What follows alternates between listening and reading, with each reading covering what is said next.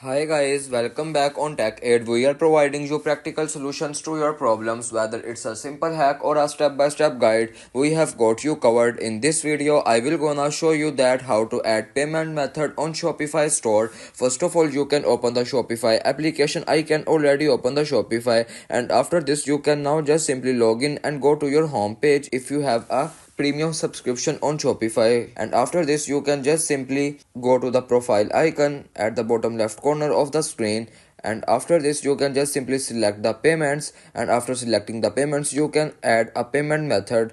You can add your credit card or debit card information, and after this you can now tap on save, and it is the way you can add payment method on Shopify store. If you want to keep your online activity private and access to restricted contents like I do, trying using a VPN. It's secure, easy to use, and makes a browsing safer. The link to buy is in the description below. If this tutorial helped, don't forget to like the video and subscribe for more practical solutions. Got questions or need extra help, drop a comment below and we will be happy to assist. See you in the next one. Thanks for watching.